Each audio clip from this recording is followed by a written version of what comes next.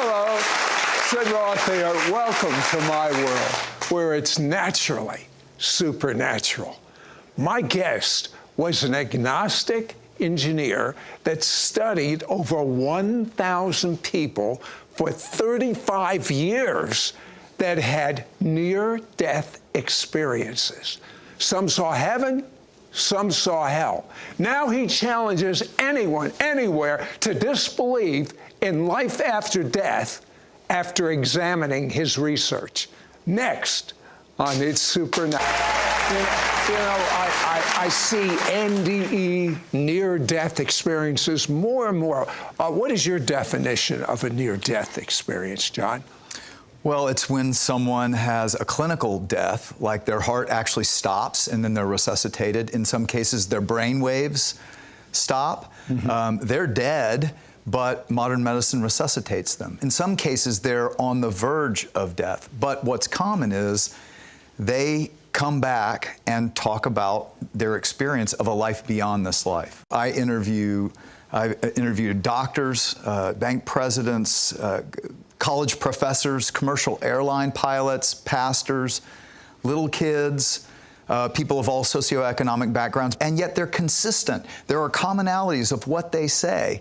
And that's what I was trying to do writing Imagine Heaven, is tie them together with what the Bible's already told us. And you see a picture unfold before you of the life to come. You know what, the thing that just literally blew me away, and after talking with you, I know you too, people born blind? Well, tell me about Vicky. Yeah, so in Imagine Heaven, I take about 100 of the 1,000 or so near-death experience I studied, and I'm showing through their eyes what happened and how it fits with the Bible. But the ones, there are about 3 in there of blind people. And I think this is one of the things that has convinced skeptics, definitely convinced me. The blind people see.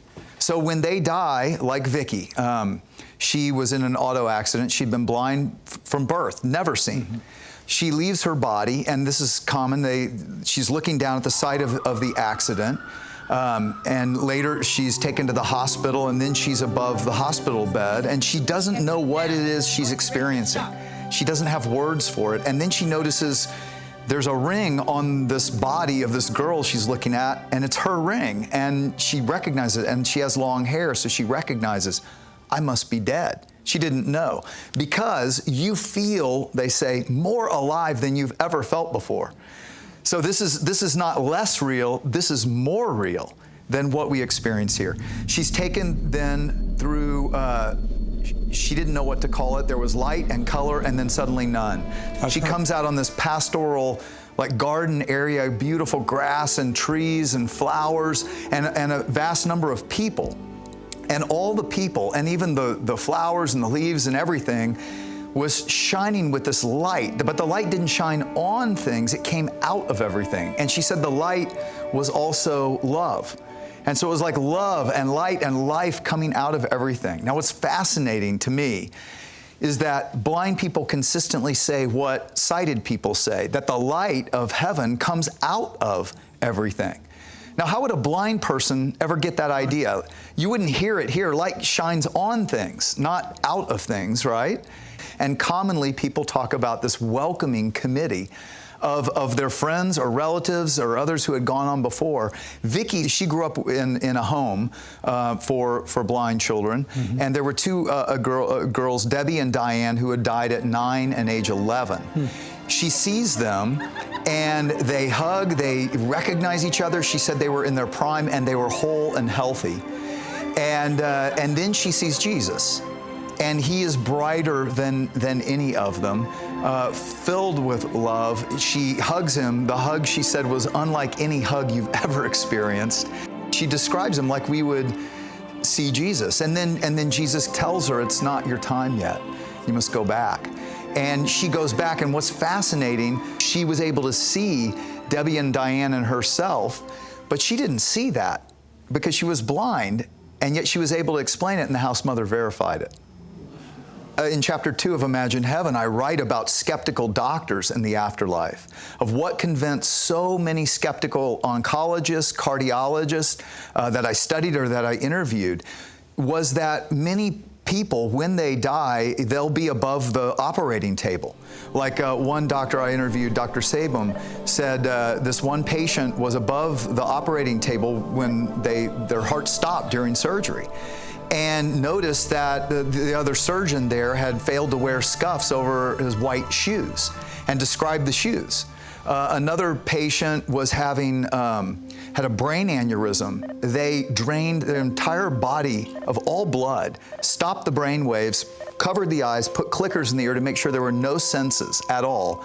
And yet she's above the table and is able to describe what went wrong with the procedure and how they had to put something in her artery in her leg, could describe the saw that looked more like a toothbrush with a socket set, she said, not what you would think of a saw. How do these doctors, Again, they have no grid for this? Well, and this has been written up in the Journal of the American Medical Association, in Europe's most prestigious medical journal, The Lancet, 900 scholarly publications.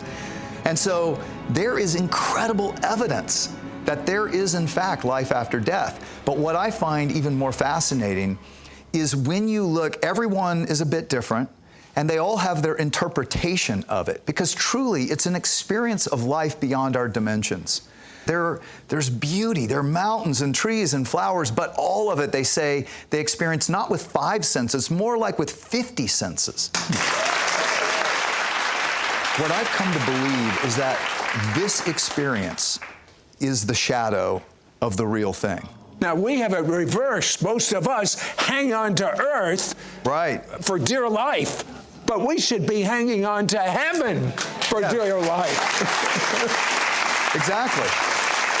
Now, I've interviewed many people that have medically died and gone to heaven, but you have interviewed so many that you have found certain commonalities. For 35 years, I've studied the Bible and I've studied these experiences, and I want to show that these are like dots of color on the bigger picture that the Bible's given us all along. And that's the picture we've got to hold to, because any one experience can be interpreted many different ways, and they are. But when you listen to what's reported, commonly, people will leave their body. They have a body. They still are fully themselves, more alive than they've ever felt. But they are able to observe for a little bit what's going on the scene of their accident or whatever it might have been. And then they're taken. They don't know if some say through a tunnel, some say down a path. There are different ways of explaining. Do they experience, when they're hovering, let's say, over their body, do they experience fear? No. Good. No. I mean, generally, it's a peace like you've never known before, but they come to a place, and different people see different parts. So it's kind of like if you landed 100 people across, North Carolina, and then gave them 5 minutes there and said, describe it. Well, they would all describe different bits, but you could start to piece it together. And that's what I try to do in the book, Imagine Heaven, is piece together the picture of what they're saying. Right. And what I found fascinating is how many talked about people in these white robes. But what I discovered is they're not white robes like we're talking about. They're actually translucent. And the reason they're white is it lets, I believe, the glory of God shine through. Maybe the amount of light and love of Jesus that we allow to shine through us now expands our capacity to experience the life and love and light of God shining through us there. Now, why is it that just about everyone I've interviewed that has had this type of experience did not want to come back? Well, because it's the life we were created for. This life is a temporary journey. We are finite. We're confined to time and space here. But Jesus said it. He said, I'm going to prepare a place for you, and I will come back and get you, and there are many dwelling places in my Father's home, and we will always be together, and we will eat, and we will drink. There will be feasts. It's life. It's not less life. It's more life than we've ever imagined. Aren't you a little worried when people read your book and find out how wonderful heaven is and how verified it is, they're going to want to cut out of this life? I actually, no, I really actually am. And I would say that if you read and you have that thought, you've got to remember what God said to almost everyone. It's not your time. I still have plans for you. And we should never short-circuit God's plan. Tell me, what are our bodies like in heaven? What if you go there with pain in your body? What if you go there with cancer in your body? Consistently.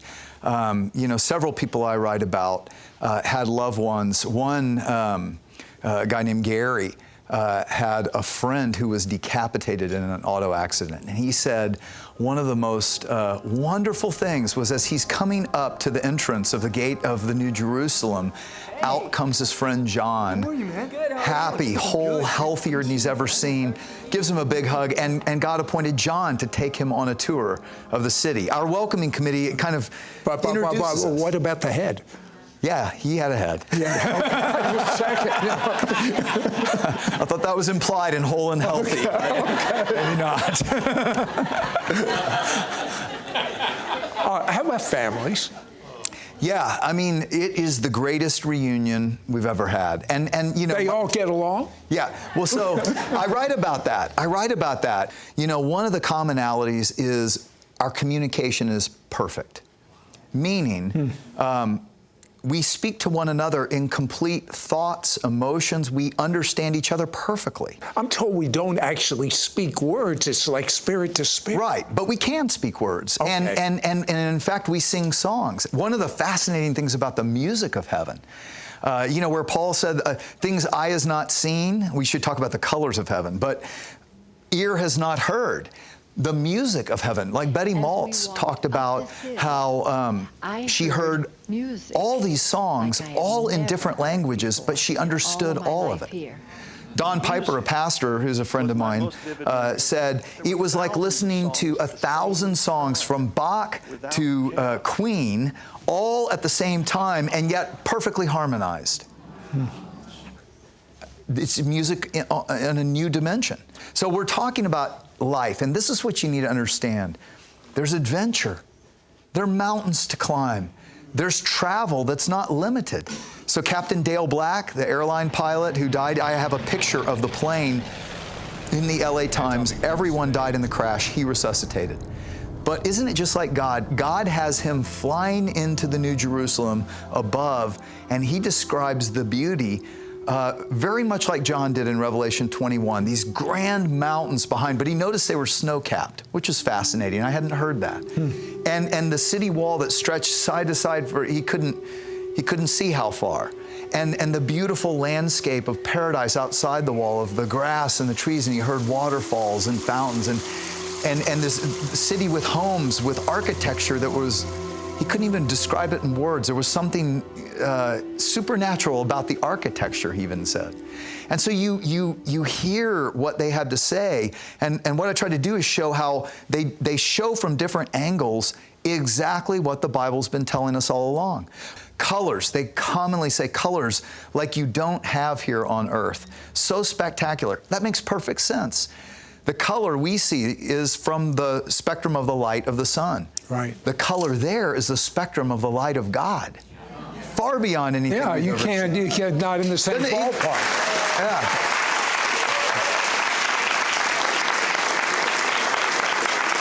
I'll tell you what, when we come back, there's just so many things to talk about, but the most fascinating thing that you talk about is, he calls it a life review. Did you know every one of us is going to get a life review? Be right back. John, tell me just one life experience that had quite an impact on the person and on you.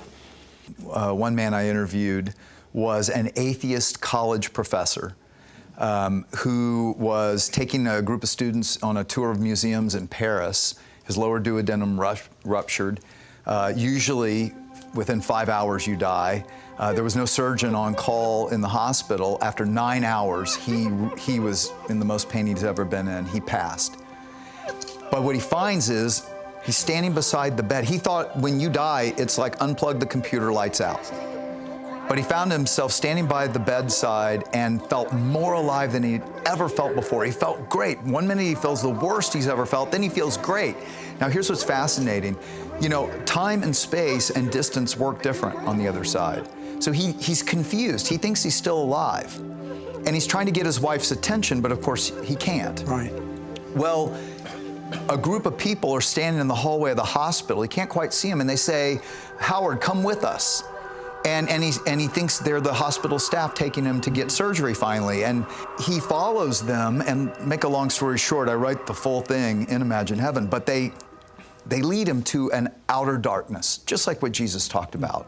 And he starts to realize they're deceiving me. And he tries to go back, and they turn and they maul him. And he said he was laying there, and he doesn't know if it was an eternity or how long, thinking about his life. And he had not been a good man. He had committed adultery on his wife. He had been self-centered, all these things. And he realized, I deserve this. And in that moment, a song came into his mind from when a neighbor had taken him to church. As a kid, Jesus loves me, couldn't even remember the rest of the tune. And something inside of him just cried out, enough! Jesus, if you're real, save me. And a pinpoint of light begins and comes into this darkness, ends up this brilliance, brighter than the sun. Hands reach out, pick him up, and hold him as he sobs like a baby, realizing this man I have cursed my whole life is real. And there in the presence of angels gives Howard a life review. Well, one more thing. Howard, after that life review, comes back after 2 years, leaves his tenured college professorship, becomes a pastor. His wife's still an atheist. She divorces him, but he's been a pastor ever since. Truly, I mean, in Damascus Road. You know, so he had this life review. We're going back to that. What is a life review? Yeah, this is another commonality, that in the presence of Jesus, he replays their lives for them. Now, what's interesting is it's like a panoramic revisiting your life, but from the perspective not only of yourself, but the people you interact with. And what's interesting, like Howard said to Jesus, you're skipping the most important part of my life, you know, when I got this great award for Artist of the Year and Professor of the Year. And Jesus said, that's not what's important. He said, I want to show you the students. And he showed him how he interacted with the students and what was going on in his mind and what was going on in the student's heart. And he shows us how our interactions, he shows us what Jesus said. Even when you give a little cup of cold water to a child, it matters. Every act of kindness ripples throughout humanity, but our negative things ripple throughout humanity as well. And, you know, one of the things that confounds me, quite honestly, is that some come back in the presence of this God of love they never want to leave, but they don't seek Him. That's hard. But others come back and they seek Him and they discover He's Jesus and they give their hearts to Him. And in the latter chapters of Imagine Heaven, I talk about rewards in heaven because I think it is so misunderstood. You know, even that life review, that is not judgment. It's just what Jesus said, that there's no motive or thought or deed that won't be laid bare. But that should not scare us. He already sees everything. It's all laid bare right now. We think we can hide from God. We can't hide from God. We're only hiding from ourselves. But here's the thing. There is no condemnation for those in Christ Jesus, and He wants us to know that now. You know what? You have said enough that you should give your life to God right now. That's what you should do. As of now, live for heaven